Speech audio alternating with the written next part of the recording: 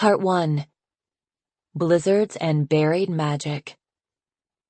Chapter 1. The youngest queen in the history of the Ice Kingdom was going to be the very best queen of the Ice Wings ever. Ever. The best. She was going to keep all her dragons safe. They were all going to be healthy and prosperous and safe, and no one was going to die of any more evil magic plagues, like the one that killed the previous queen. No one. Not on her watch.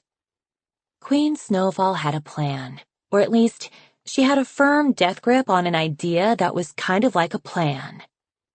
That plan was, stay away from other dragons. No more getting involved in other tribes' stupid wars. No more summits with queens who talked down to her or eyed her as if she might be the one to start the next war. No more interactions with Nightwings, ever. None of this intertribal peace talk, empathy-building, drum circle nonsense. Ice Wings were a great tribe. They didn't need any other tribes. Those subjects of hers who wanted to go explore, to meet other dragons, and study in their perilous, flammable schools, they needed to be stuffed into igloos until they came to their senses. Her council had talked her into letting a few Ice Wings go to Jade Mountain Academy for now, instead of using her excellent igloo plan. There had been so much alarming enthusiasm for the idea of connecting with the other tribes. Why? Was her question. How could anyone even want to be around strange dragons after what had happened to their tribe? She was hoping the students they'd sent would come back with stories about how terrible the academy was, and that by then, all the other curious Ice Wings would have forgotten about ever wanting to leave. No, in Snowfall's vision of her reign, all Ice Wings would stay in the kingdom, where she could keep an eye on them. Other dragons would stay out of the kingdom, and there would be no more dealing with tribes that weren't them. It was a good plan, a straightforward plan, a nice, safe, brilliant plan. Except for the problems. Problems like queens who kept sending her messages about alliances and trade and building more schools like Jade Mountain Academy. Shut up, Queen Ruby! Go away, Queen Glory! Deal with your own stupid dragons, Queen Thorn! Problems like the Ice Wings on her own council, who wanted to meet with the Night Wings and try to build a bridge over centuries of violence and hatred after the blast of magic empathy that had ended their last battle. Problems like not knowing exactly where everyone was and having to wonder whether the missing dragons in question had left the Ice Kingdom or were still lurking around somewhere, maybe plotting some cold-blooded murder. Most urgent, though, was the problem that hundreds of strange dragons were apparently flying toward her shores at that very moment. "You're sure they aren't Nightwings?" she demanded again. Her scout managed not to sigh, but she could tell that he wanted to, which was very disrespectful, and maybe she should have him punished. Wasn't that what a fierce, powerful, very best queen ever would do? Punish dragons for disobeying her, or thinking about disobeying her, or making faces as if they were trying not to make faces? "I could see flashes of different colors from their scales," he repeated. "I promise you, my queen, mostly green, but many other colors as well. No black dragons. They're not Nightwings." Snowfall paced from one corner of the balcony to the other. They were high on one of the tallest spires of the palace, with the wind whisking pellets of ice all around them. The sun was low in the sky off to the west, painting the clouds gold and orange as it sank into the sea. She knew they were out there, but no matter how fiercely Snowfall glared at it, she couldn't see any dragons flying out of the sunset. She wondered if Nightwings had found a way to disguise their scales. Maybe Darkstalker wasn't really gone, even though all those not Ice Wings at the Jade Mountain Academy promised he was. Maybe he was still out there, and he'd come up with a way to turn Nightwings into multicolored rainbow dragons, and then he'd sent them far out into the ocean to fly in an enormous arc so they could come at the Ice Kingdom from the west and avoid the Great Ice Cliff, and soon they would be here to kill her and her entire tribe. This was not far-fetched freaking out. This was completely reasonable, justified freaking out. Her scout was looking at her as if he thought she might be losing her mind, though. She had to put her queen face back on and act as if an invasion of alarming rainbow dragons was the sort of thing excellent queens such as herself could easily handle. No problem. Well, if they're not Nightwings, what are they? She asked. He hesitated, and she answered her own question. Rainwings? Rainwings, of course. That's the only tribe with many colors, so perhaps with sea wings? Those can be green. It's probably a group of rainwings and sea wings. Why would rainwings and sea wings form an alliance to invade my kingdom from the west? Her brain screamed. Coral and Glory have betrayed me. They decided I'm too young to be queen, and they're coming for my throne. Which is very unfair because Glory is the same age as I am, and she's queen of 2 tribes. All right, Queen Glory probably wasn't coming to depose Snowfall because of her age. See, her brain could figure that out, and so it was, ipso facto, working perfectly reasonably, and that meant all these other worries were entirely legitimate. Also, the Rainwing tribe hadn't invaded another kingdom in literally hundreds of years. They hadn't even participated in the War of Sandwing Succession. All they wanted to do was snooze around the rainforest eating papayas. They would be an utterly useless invasion force. If Glory did want to invade another kingdom, she'd have to do it with her Nightwings, who liked attacking and killing and stabbing and violence and lying and destroying things. So maybe Glory found a way to turn Nightwings into rainbow dragons, and sent them this way, and so they are Nightwings after all. Snowfall rubbed her head, which was throbbing as though someone had shoved icicles through her temples. I don't think the Rainwings and Sea Wings would attack us, the scout said cautiously. Is your job thinking? Snowfall shouted, making him jump. Are you an expert thinker? Did we accidentally assign you to scouting because we missed your giant, amazing brain and all the amazing things it could have shared with us? Does it seem likely that your thinking would interest me? No, Your Majesty, he stammered. No, she agreed. You are a scout. Go scout again and come back with real, actual information.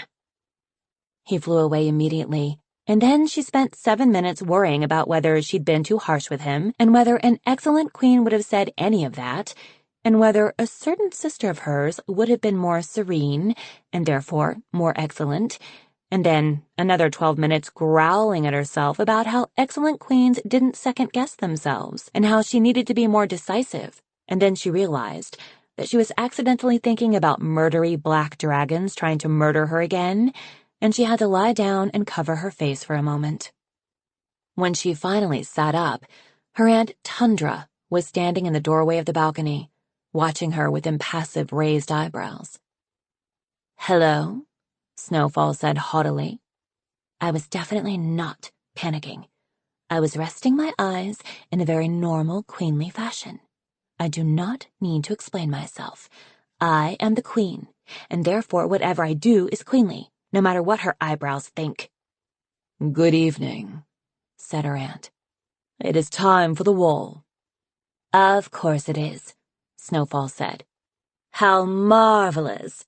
My favorite part of the day. Tundra had a face that repelled sarcasm. No matter what Snowfall said, no matter her tone of voice, it all slid right off that frozen expression. Tundra inclined her head slightly and held out the jeweled box that contained the Icewing crown. As a little dragonette princess, Snowfall had looked forward to wearing the crown her entire life. Diamonds, sparkles, power. Everything she'd always wanted. Until the moment it officially became hers, when it became clear what Queen Snowfall had had to lose to get it. And now it was her least favorite thing in the world. Well, maybe Tundra's face was her least favorite thing in the world, but they usually came together, so she could hate them both simultaneously. Snowfall opened the box with an irritated sigh and lifted out the glittering, diamond-encrusted monstrosity. Spiraling spikes like icicles jutted up into the air, around a cluster of crystalline jewels and twisted silver arches. It weighed as much as a small polar bear and made her neck hurt the moment she put it on. But she couldn't let Tundra see that. She tipped her chin up and flared her wings to usher her aunt ahead of her. Everyone says the war is over. Everyone says Darkstalker is gone. Everyone says the Nightwings won't attack us again. But everyone could be wrong. The Nightwings can't be trusted. They want me dead. They want all of us dead. If I could find a way to wipe them all out first, I should. Tundra's necklace of sky-wing teeth clicked noisily as they strode through the palace. Snowfall pressed her talons to her eyes for a moment, trying to drive the headache away. Being the queen, it turned out, was like living inside a snowstorm that never ended. She tried so hard to start each day all new, with a list and a plan and energy. She'd get so much done. Each new problem was a mere snowflake. She could tackle them one by one. Little, sparkly, quick-melting problems. Except the snowflakes piled up faster than she could fly. Sparkles on fluff on ice, on cold, on heavy, wet layers of slush and freezing clumps, and by night, she was buried far below them. And then, every night, just when it was all too much, her Aunt Tundra would appear with her cold marble face, and that meant it was time for the wall. According to the ancient tradition of the tribe, every night, the Queen of the Ice Wings had to consider the wall that listed every important dragon in the tribe, and then she had to adjust the rankings of all the dragons in the aristocracy. Every night. Whose idea was this? Snowfall had always considered the wall, known as the Gift of Order, to be one of the best magic things in the kingdom. She used to wake up before the sun and soar down to the courtyard to see where her name was each morning. She loved watching the word Snowfall climb higher and higher as she worked and trained and studied until she was at the very top of the Dragonette's side of the rankings. And there it stayed, moon after moon, apart from that unfortunate blip when her cousins messed everything up for a few days.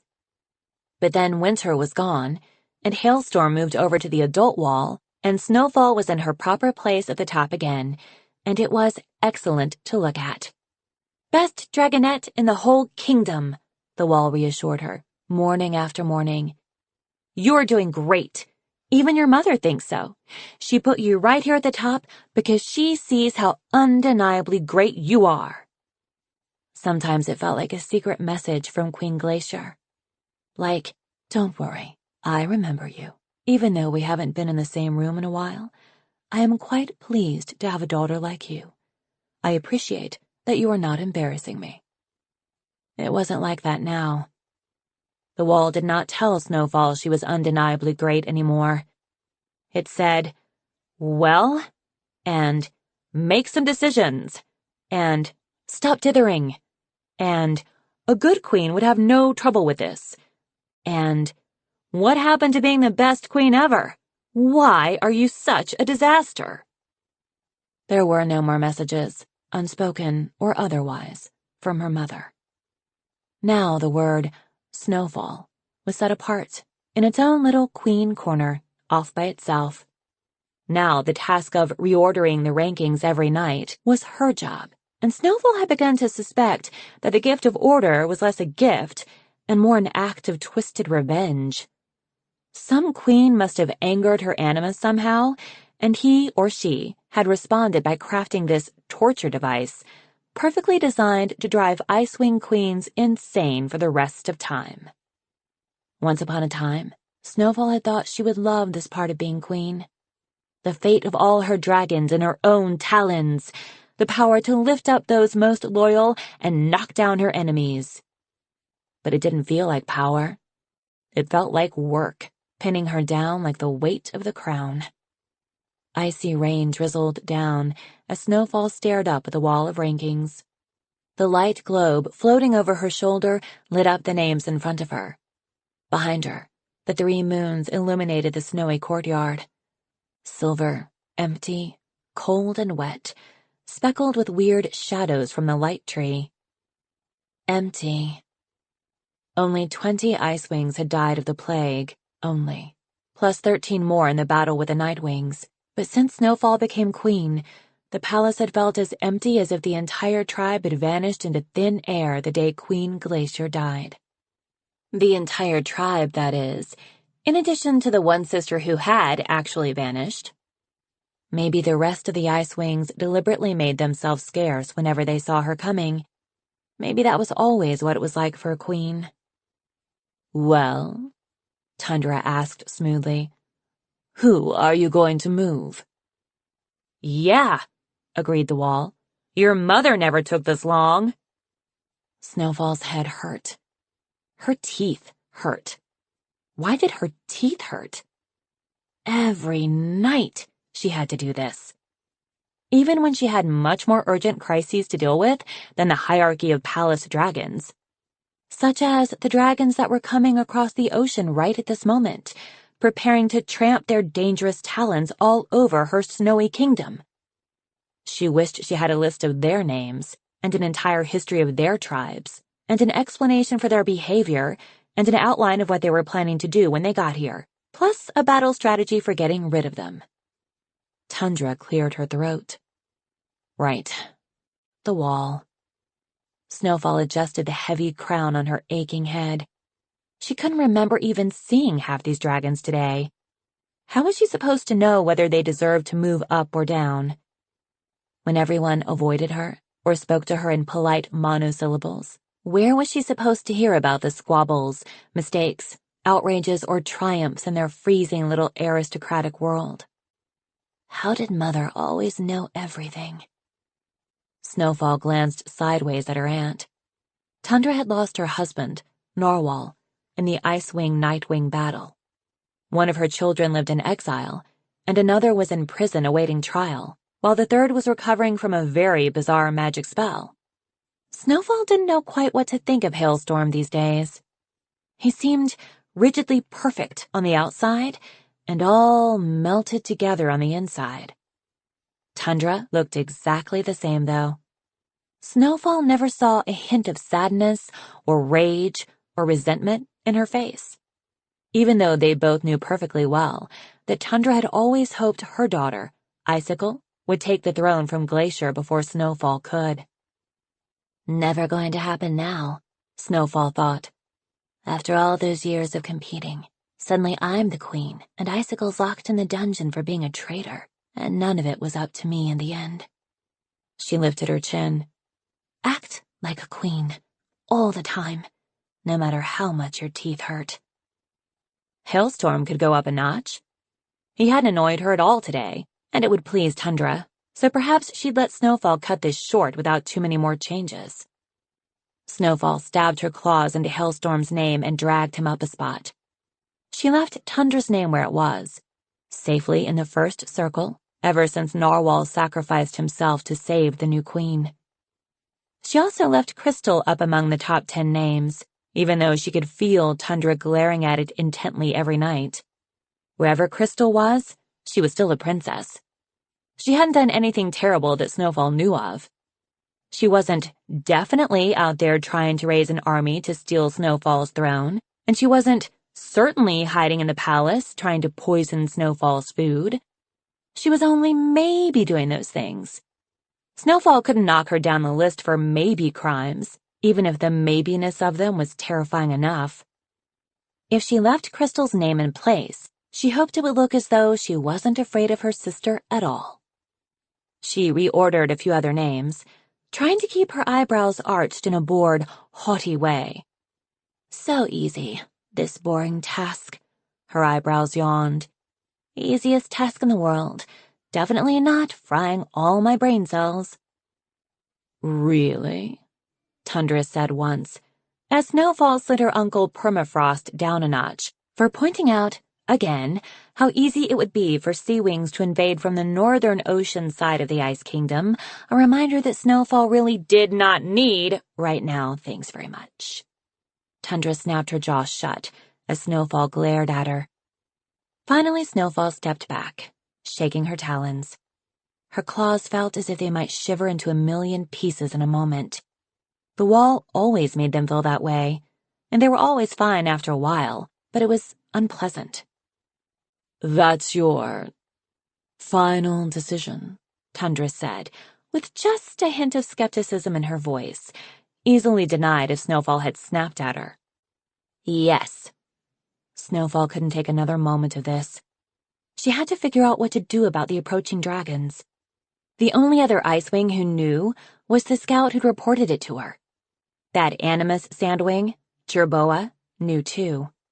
Snowfall had gone to her for a spell to protect them, but it hadn't been any help because Animus magic was broken, or Jerboa was lying to her, and either way she was useless. So Snowfall needed to deal with the invasion by herself, somehow, although so far her strategy of pacing around her throne room all night hadn't been particularly effective. Even so, alone. That was what she wanted to be. Or, specifically, somewhere far away from Tundra. She wrestled the giant crown off her head and shoved it into her aunt's talons. Her headache eased a little. Go away, she snapped. Now. Tundra bowed and swept off, leaving only a faint vibration of disapproval in the air behind her. She never said anything obvious to remind Snowfall that, only a few months ago, Tundra and Narwhal had been practically second in command to Queen Glacier. She never even hinted at memories of their former relationship. Back then, Snowfall had been so careful about every word she said, afraid of offending her aunt and falling down the ranks as a result. Snowfall knew Tundra must hate the fact that she had to bow to her niece now. And probably Snowfall wasn't helping the situation by barking at her and ordering her around. She couldn't help it, though. She was too overwhelmed by everything else to add, "Be more polite to Aunt Tundra" to her list. If there was one upside to being queen, surely it was that she could finally snap at dragons who deserved it. Couldn't she? Maybe she couldn't. Maybe that was worst queen behavior, not best queen.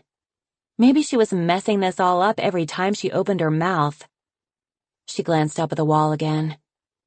The wall didn't say anything. Of course it didn't. It was a wall. But it was clearly thinking about how civil Queen Glacier always was, and it was definitely judging her. This is sane. It is normal to feel judged by magic walls. I am a perfectly sane queen with a well-functioning brain, and everything is fine.